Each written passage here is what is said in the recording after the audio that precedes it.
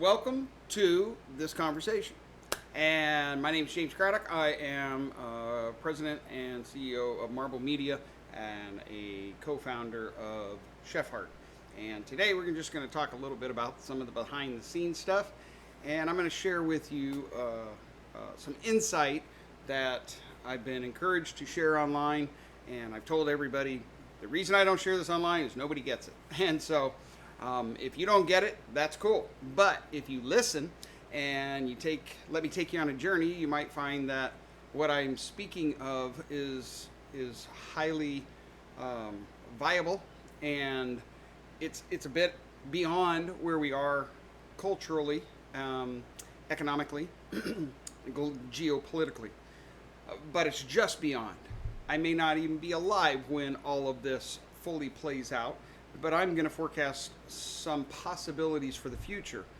And I'm going to build upon a lot of things that I have already developed and am in the process of putting into the marketplace. The toughest thing, if you're an entrepreneur, to do is to develop something nobody's ever heard of and cannot relate to.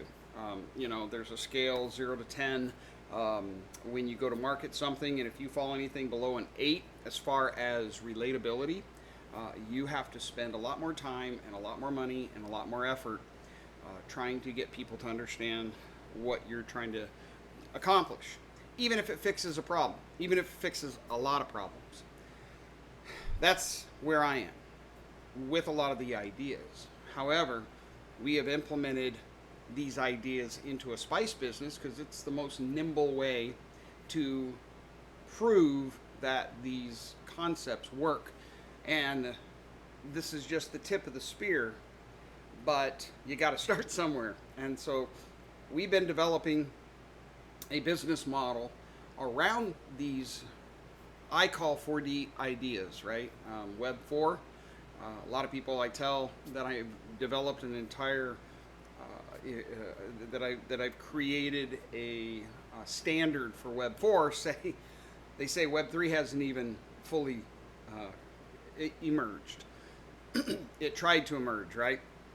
And everything from politics to regulation, fear, and instability, and integration of different crypto concepts and strategies, etc., kind of thwarted it, kept it from fully becoming what it could have been or should have been or ideally was expected to be, which was a completely a network that was decentralized, if you will. What I've created is also a decentralized network, but it's decentralized because it relies upon the ethereal, and the nodes are human personas. So, with that being said, let me back up a little bit. If you understand what technology is doing right now and what's happening, and I'm not talking about who's making money off the technology or we're going great guns to put AI into play. The idea of putting AI into play creates all kinds of industry because now you need hardware to run it. If you recall, like when we first had computers come to our desktop, they were as efficient as they could be. But then they got to be more efficient than the software, so we added more software to help drive the demand and the need for better and more hardware. And they played off each other for quite a while until they actually pushed us back into the cloud. And now a lot of stuff is cloud-based, which is a cycle that you see pretty regularly. Everything's in cycles. Okay, so that being said, we are at a point now where artificial intelligence has kind of reared its ugly head and said, this is what I can do. And now we're starting to implement it in all sorts of solutions but they're really just an extension of existing applications that are faster. Maybe they do take some of the, and they do for me because I use AI extensively. They take a lot off of our plate and they give us a more efficient way to approach matters of life, whether they be artistic or otherwise. And I apologize for clearing my throat on a regular basis. I have sinuses and surgeries and things like that that have debunked my ability to speak for long without kind of fixing what's in there. But if AI continues down the path that it's going, basically we are creating solutions at a faster rate than we did before, but the solutions have no more power or no more efficacy to solve the problem than they did before. Maybe they even compound the problem at a faster rate. And I believe that what's necessary is a shift in the paradigm in order to allow us to think different and operate different. And one of my biggest pet peeves is interruptive, fear-based advertising. The fact that we create demand in a person's psyche to cause them to purchase our products so that we can move the dollar down the line and take our percentage as it crosses our desk.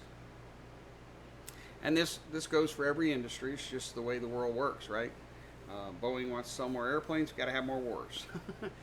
Whatever the case may be. So taking a stab at trying to move that paradigm is really detrimental to one's health. And it's probably not the best approach from a business perspective, or at least it wasn't 20 years ago, 30 years ago, when I started actually putting into motion a lot of these ideas that are now working for us. However, where we are today, the technology that has come about puts us in a position, and not just us, but yourself, to shift the paradigm, create a whole new lane within your industry, and overwhelm your competition because there's no friction. But there is a bunch of laws and a bunch of principles that you have to shift over to and adopt in order to do this. Now, they can be gradually implemented into a business model, a typical business model that is operating in today's world. So it doesn't all have to happen at once. But what has to happen before you can even start that is the shift has to happen in your mind. And the result of that, or the byproduct of that, the impetus of that, actually, if you back up far enough, has to be that you have to change the way you believe. And you can see my challenge. My job is to change the way people believe. People believe that if it doesn't work, get a bigger hammer, and that, ultimate power comes from ultimate strength. And that's a military mindset. I'm a military man. It works, and it works in today's world. Problem is, it has an expiration date. That mentality in your business, in your home, in your community, in the world, whatever the case may be, brings us to a saturation point that is very difficult to back away from. And that's where we're at right now. And one of the big pet peeves that I carry with me as I pursue is the fact that a lot of industry is based on vaporware. We're writing books that lead to nowhere, that just release endorphins and give us a nice high, but they don't actually cause us to progress. We are developing products that I remember sitting on, not the dock of the bay, but I remember sitting one time, I forget I think I was in Northern California, and I watched a train go by, and I was with someone, and this train had boxcar after boxcar. It was a 3-mile train, one of those long ones. And he said every one of those boxcars are filled with junk from China. And that was in the 80s. And he was talking about the plastic stuff that would don the shelves of Walmart and all the 7-Elevens and Circle K's and convenience stores and all the other wonderful brands across the United States that sell those kind of trinkets. And people were at that time just buying for the sake of buying. It was 80s and 90s. And so homes and garages filled up, and of course there was a huge boom in these where you could rent a storage room to store the junk you'll never touch. And then what I started observing was that a lot of industries were getting overrun by the internet. For example, publishing. And so publishers got out of the business of perpetuating books that had value that people purchased and gravitated towards because they moved us forward. And they got into the business of making money marketing for people's vanity. The internet made it easier to write a book, and now they had to offer services like marketing and content marketing and PR aspects. I had a friend write a book, spent several $100,000 producing the book, getting it ready, spent a couple $100,000 on a PR campaign, literally was on the radio over 300 times throughout the whole year and a half of this PR campaign. He sold like 38 books. It was vaporware. It was just vanity. It was just meant to make the author feel like they were moving in a direction, but in reality, the PR firm knew good and well it probably wasn't going to move the dial. And I get it. You can't predict marketing. But I find that across the board, all these social media platforms, etc., are perpetuating that same make you feel like you're doing something, but in the meantime you struggle, in the meantime you halfway build a business, or maybe you build the operational aspect of a business, develop a great product, and find yourself struggling to get it out to the world, whatever the case may be. The idea that we're building on a paradigm or building on a substructure that's moving beneath our feet because it doesn't really have any weight, they call that a house of cards, makes me wonder when it's going to collapse. Makes me wonder when all of, the things that we call production and productivity are going to actually reveal themselves to be nothing more than vanity and this idea of vaporware, to where people lose their jobs and don't know where to turn to or how to move to the next level simply because they had never established themselves as an entrepreneur who is developing something. All right, I beat that horse to death. Probably didn't even say anything that carries a whole lot of weight, but it is something I will refer to as we continue to talk. So, where my expertise lies and the reason I sit here and talk to a video camera that may or may not ever get heard. I had somebody leave a comment on my YouTube one time. I had two negative comments. One said, "Don't ever again make a video." They disliked my video that much, and they went on to explain why I was pretty much a detriment to the internet. And another one said, "You're making videos nobody's going to watch." That may be the case. You probably have done the same yourself. With, 4 billion hours of watch time get uploaded to the internet every day. That's crazy. I don't even know where they're putting it all. But nevertheless, here we are. And so at a young age, I began trying to understand the unseen, and I became in my 20s, very hyper-focused on what creativity was and how it operated and what were the tangibles around creativity, because it seemed to be just short of the spiritual realm, an intangible that very much influenced our lives, our societies, etc., through art, music, and other displays in the physical world. And so as I kind of unpackaged that, I realized that ultimately the world was going to shift into this ethereal realm where these unseen forces were going to become the actual constructs of commerce as opposed to physical items. And if you listen to those who talk about a utopian future that is run by AI, to where all of our physical products are established for us, created for us, AI can tell us what it is that we need, and better than we can tell ourselves, etc., then you can see that the future is headed that way. And we end up potentially with a universal basic income, don't have a need to work, don't have a need, and all of a sudden our creativity starts to die. And that sounds like a scary future as well. But once I realized that that creativity was going to become very much the very essence of what we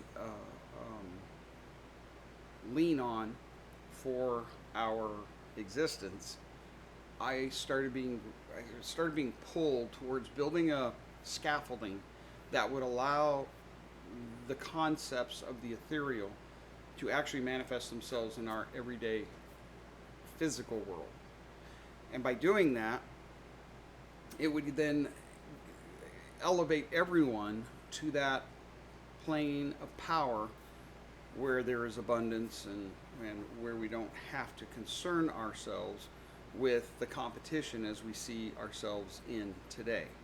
When you look at how radically the social channels have streamlined our attention and captured it, and then pretty much packaged it and monetized it for their own benefit, you get a real good sense that it's going to take a lot to pry us away from that and reestablish something that can compete, that can keep up with artificial intelligence, and still bring us an extensive amount of benefit. When you look at it from that perspective, you realize that the number one thing we have to do is shift the paradigm enough to create a new starting point, and then nurture that starting point to where it can ultimately grow into something that doesn't compete with the current approach and the current status quo, but rather integrates but never moves, remains firm, integrates, draws from, and ultimately binds itself together so that they both move in the same direction together over time. And I believe that could be hundreds of years. One dissipates into the other and the new direction takes hold. I think we've seen this with a lot of large demarcations of change throughout history.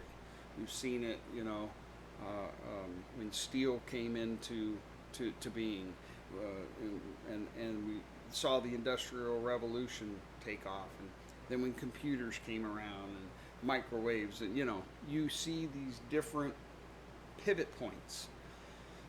And the pivot point that I think we're at today, and I say that confidently because I'm already there, and I may be the only one, but I can't imagine that to be the case. If I can see that the pivot point is here, and I'm actually using it and manipulating it and playing with it, then the pivot point is here. It's just not culturally accepted yet or integrated. And it may have to go through a significant time period of oppression before it can be integrated, because money and power will affect it. But that's fine. So be it. A perpetuation is a perpetuation, however we get to it. But if you will hear what I'm saying and apply it to your business, you might discover that you can shift the paradigm in a small way that makes a big difference and gives you new leverage. And I'm not here trying to be a business guru. I just see that is an applicable way that a lot of people would want to appropriate these ideas. So with that kind of being said, ethereal intelligence is what I had to develop in order to find space for my ideas to connect and work together. You say, well, what is ethereal intelligence? Well, you can't Google it because it doesn't exist unless I've written about it. I have a handful of hashtags out there, maybe. But it exists in reality. I believe it existed in history. You know, we are a spice company, and the spice road was something developed thousands of years ago that allowed mankind to move spices around. And if you look at the ethereal application of spices across history, that will become a very revealing study for you to help you realize that spices themselves have kind of been like the arterial blood flow over time for the structure of mankind's progeny. And as we populated the world, spices have played a critical role. And I believe one of the reasons they have is because they are so directly tied to the emotional construct of the human, that they tend to act and react. They flow and reflow with our engagements and our connections, our wars and our peacetimes, in such a way that they are managing light energy just as much as we are. And with everything being energy and everything going back to light, this is something that we should not take for granted. It's not something we should overlook, but rather we should embrace and find a way to leverage it, not just for ourselves, but for the good of everybody. And spices, they exist at a frequency. Every spice exists at a specific light frequency.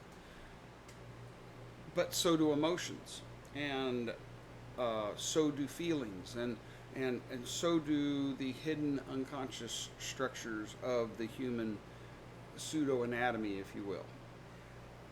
And what's profound is that we can align spices with those emotional expectations, and we can marry the two together, which creates a bridge between the invisible and the visible. It creates a bridge between the emotions and the senses, and the emotions and the senses work hand in hand to guide the rest of the parasympathetic nervous system and the motor control system and the conscious systems that we all use integrally to function. And then we do all of that, and we connect with one another in the physical world as well as in the ethereal world through proximity, through biology, through a variety of sciences, if you will, disciplines that govern our world. And the result is we go where we go. We are who we are. We create cities and towns and countries. We develop rules and laws. We develop culture. All of this is a byproduct of how we manipulate light.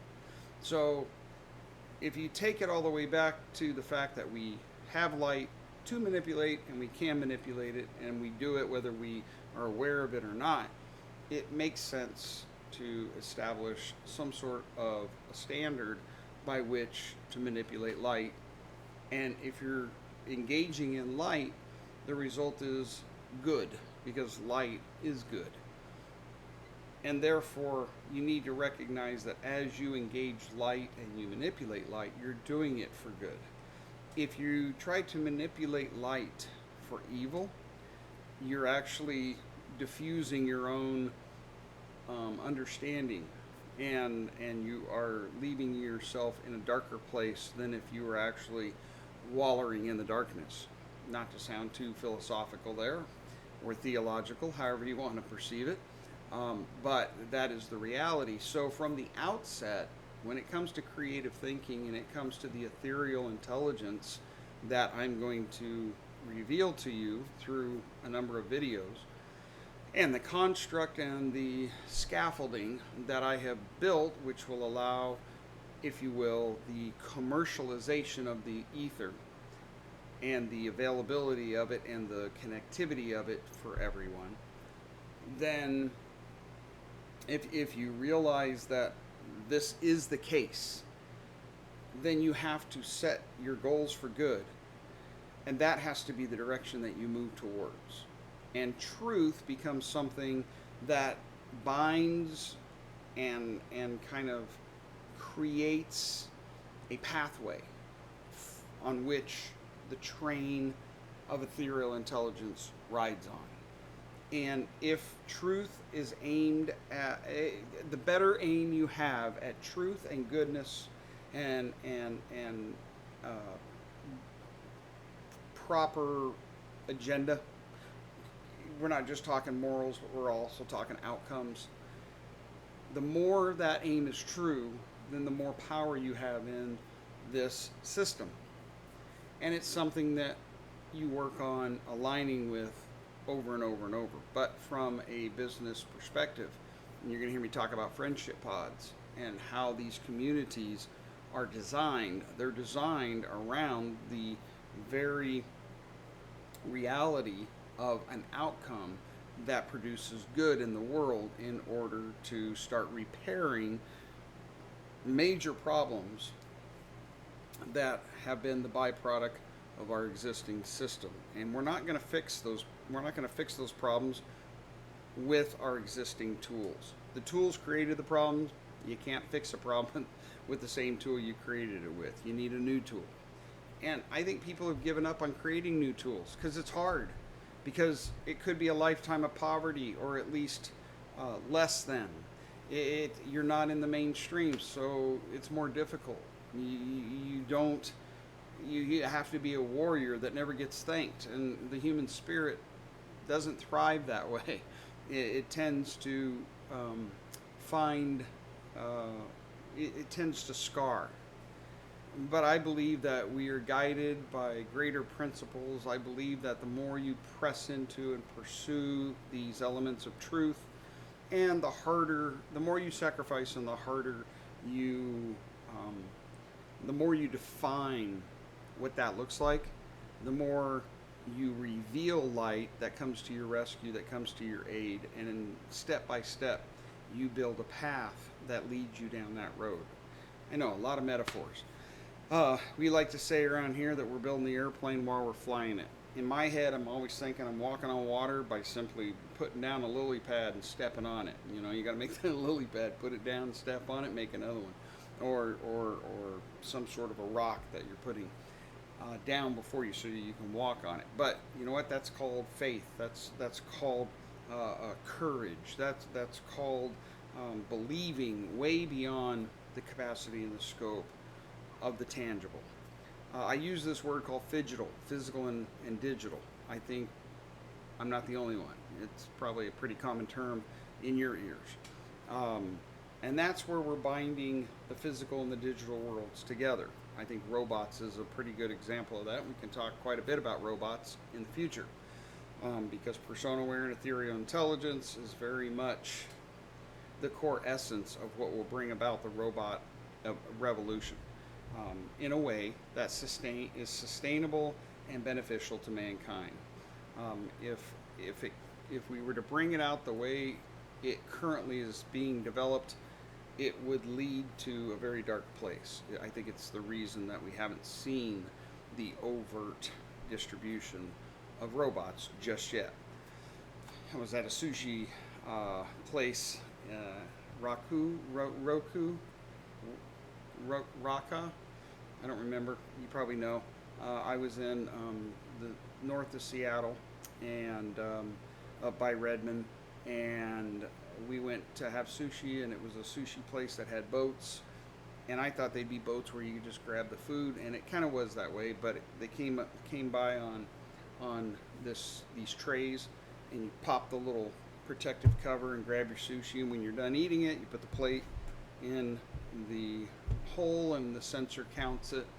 And it was very, very Amazon-like. It looked like you're in the middle of FedEx and packages going everywhere. Very neat, a wonderful experience. But a robot would come up, and it would bring your drinks and your wasabi. And at our table, we were ordering waters one at a time just to see the robot return. We only did that a couple times. Then the waiter came over and said, "Would you like a pitcher?" But it was an interesting interaction to have this robot to watch the waiter walking down the aisle and avoid the robot and step to the side of it, and have this real phygital, if you will, experience with technology, where technology was adapting to their space and their experience, but at the same time they were adapting to the robot's experience. Are robots good, bad, indifferent? That is not for us to decide. That is not what we're trying to do. We're trying to accept and kind of embrace the inevitable, and then find a way to leverage that and put our best foot forward. See, as technology emerges around us, it creates a new container. And if we don't create a means by which to constructively and actively leverage that container for good, the container itself will collapse in on itself and take us with it. Now, that's really kind of a dystopian view, and definitely a larger world view than I think is even possible, because at any moment, we live up here in the mountains. Mankind can run to the hills and wait it out and reemerge and start over. Noah taught us that, right? So it's not like I see a future where we all go down together, to quote a song, but rather pockets of us do. Or, if you will, people get caught up in a mindset that is perpetuated by technology, and it robs them of the reality of a good life, a life where they are present, a life where they find their truth, they find their the legend that they were meant to be, and then live it out. A life where they are imprisoned by a prison that they don't really realize is there. And little by little, it steals from them. Maybe it steals their steals future generations, because we get too caught up or too relaxed in the cradle that the technology creates for us. When technology creates a cradle for you, it's doing it to serve itself, not to serve you. You just get a momentary lapse of judgment. You are momentarily pacified so that it can then move to the next step, but you're as easily discarded as you were regarded in that process. And the problem with that is there's no coming back from the discard. So there has to be a deep-seated passion, a deep-seated why. There has to be an immovable and unshakable belief that if we're going to move in this direction, we need to move purposefully. And there also has to be the ability to see the peril before it happens. That's what keeps me up at night. That's what puts me on my knees praying. That's what causes me, when I'm having the right frame of mind towards everything from my business to the bigger vision to my own excitement over the things that I uncover in this journey.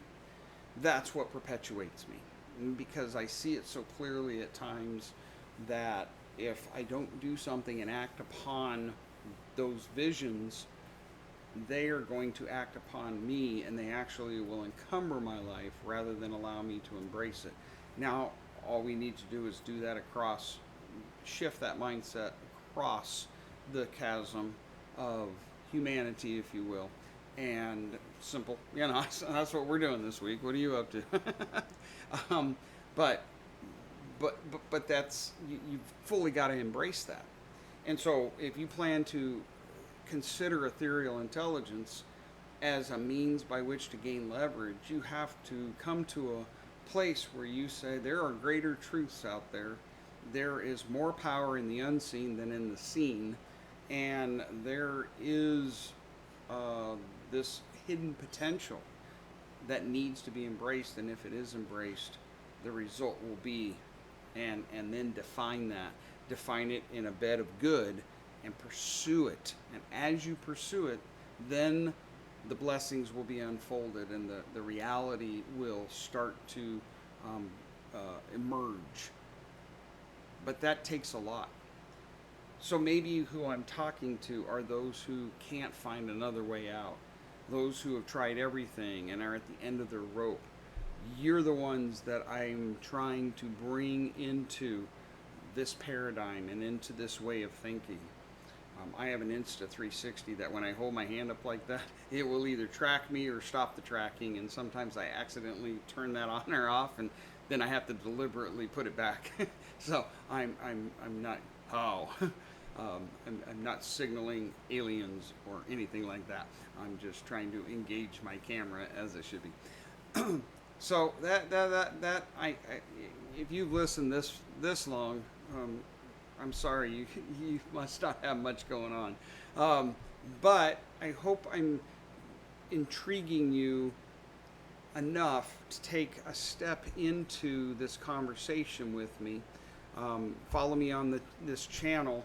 I'm putting this out through Chef Heart because Chef Heart, as a spice company, has a very deep-seated psychological, philosophical roots to it. My co-founder of Chef Heart, Ralph, we call him the Spice Wizard. We got a bunch of names for him, but he's the sage, if you will, behind the brand, and he's the one that says we're building a plane while we're flying it, and he sees what we're doing, and he says, you know, there are companies out there, and I'll just mention one of them, Spiceology, which have built a brand around being the science of spice. And the other day he came in and says, well, we're the psychology of spice if they're the science of spice, and he's absolutely right.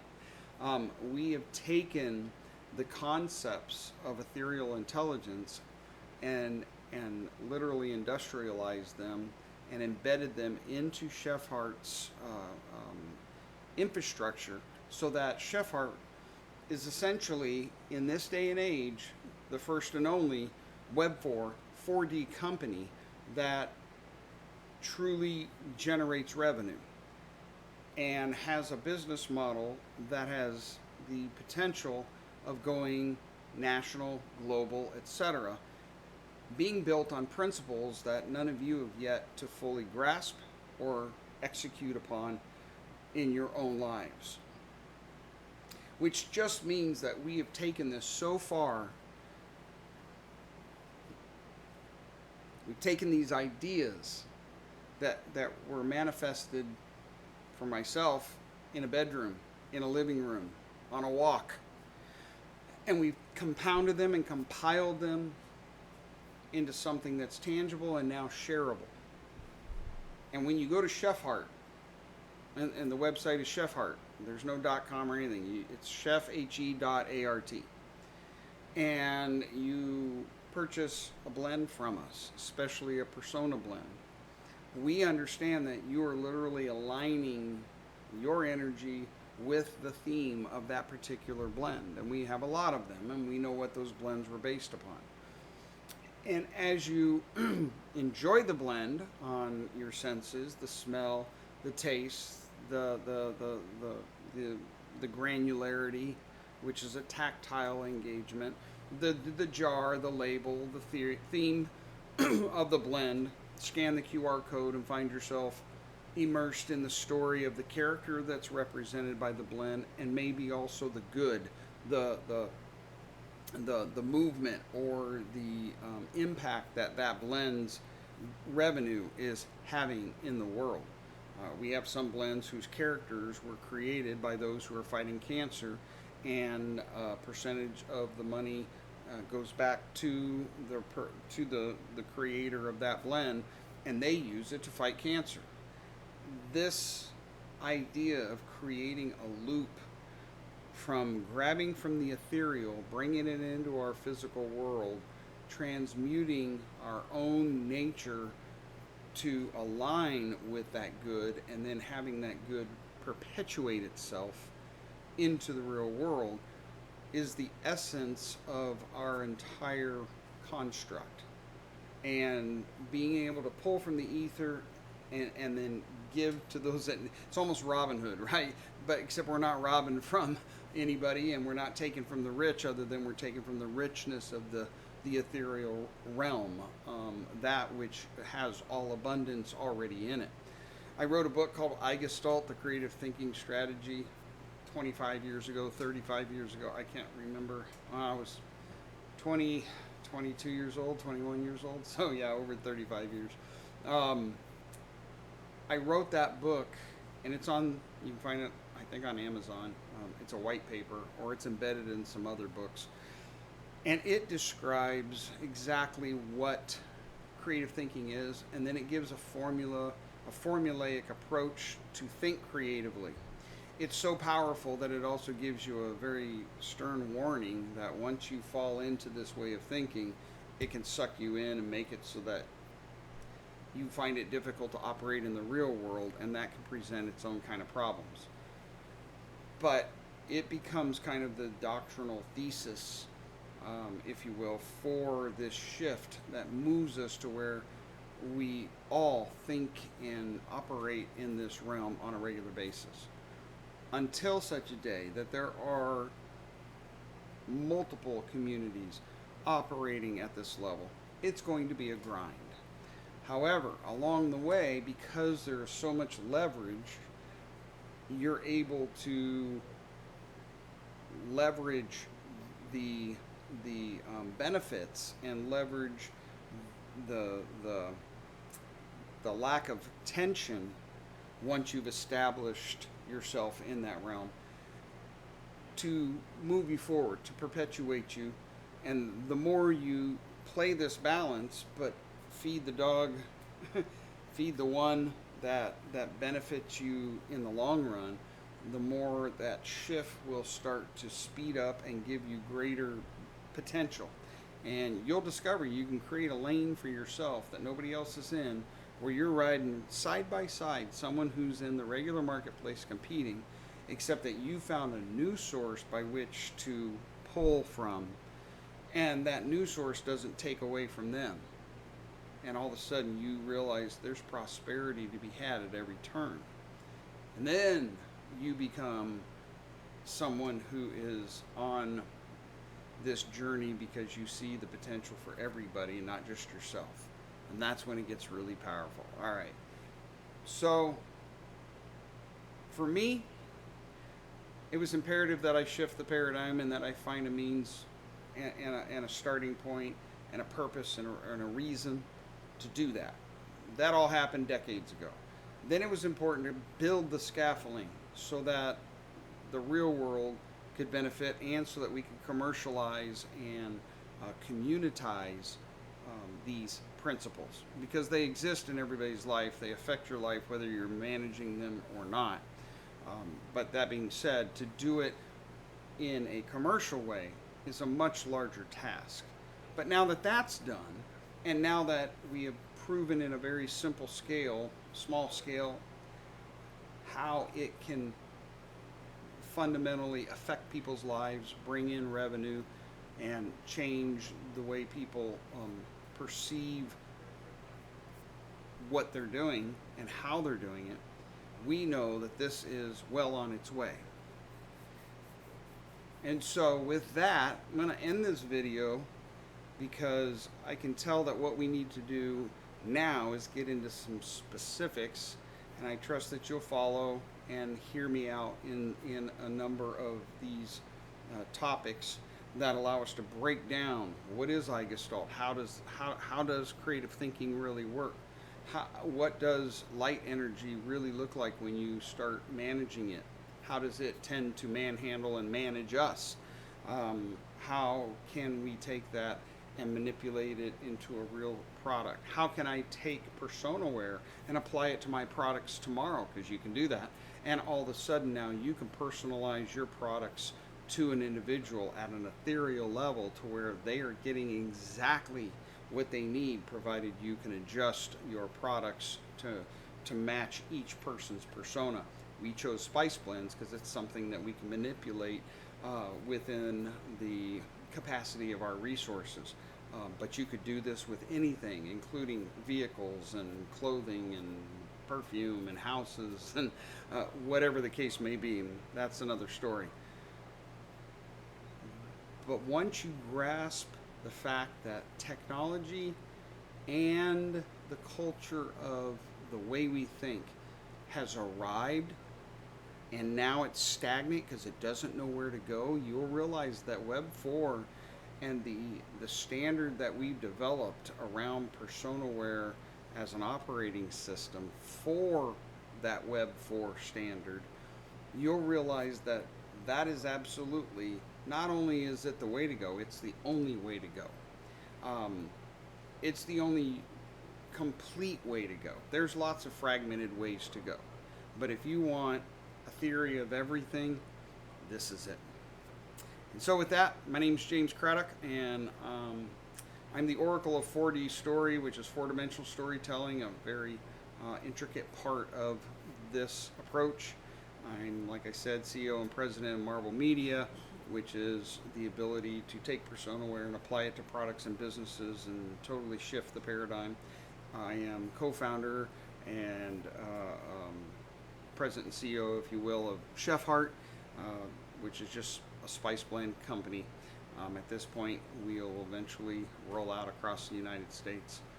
And I'm somebody who wants to engage with you and find out where your interest level is with this, because I've discovered that I created the hub, and now I need people to fill it in with the spokes to take us to ideas. And everybody that I engage with around this, they bring in new ideas and the way that they're going to apply it, and it's outside the scope of my ability to think that dramatically. And so they own that piece, and I realize that that now is a new paradigm. It's a new cone, the iGestalt creative thinking strategy, called Rods of Knowledge, rocks. But it's a new platform. Every single person's idea that connects to this it just becomes a larger node. And before you know it, you have an entire decentralized network of ethereal connection that bonds people together in alignment with their interest in all the things that matter to our human experience, because it was all shaped around the 7 arenas of human experience. And that is encapsulated in the brand name Personaware, which is essentially Aethereal Intelligence, which is essentially the operating system for Web 4. With that, I'll leave you. I hope you place some questions in the comments and give me reasons to respond and potentially make videos in response to those questions, and we'll engage sometime in the future. And if you want to start your own spice business, all you have to do is go to Chef Heart, create a custom spice blend, let us produce it for you. We'll send you the prototypes. We'll put it in our web channel, our online store, our TikTok store, our retail stores. We'll put it into grocery stores, and we'll even put it into restaurants if they want to utilize your spice blend. And everywhere that we sell it through our channels, you'll get an affiliate commission. Plus, you can sell all of our other blends from all the other people who are doing this, and promote them, and you can create yourself a really nice business around characters, around spices, around theories, themes, whatever you want, using spice blends as the physical way to engage and generate revenue. And if you like that, go to Chef Art, check it out. You can get a hold of me through marvelmedia.io or 4dstory.com. These are all platforms that we've created off of 4dstory.com. I think you'll find a white paper and some objective comments regarding friendship pods and how they are essentially the utopian community structure that allows this decentralized network to exist in reality. And you'll have your mind just opened up to a whole new way of thinking. And from there, let's collaborate, see where it takes us. All right, my name's James, this is Chef Art. We're blending persona with spice. Be sage.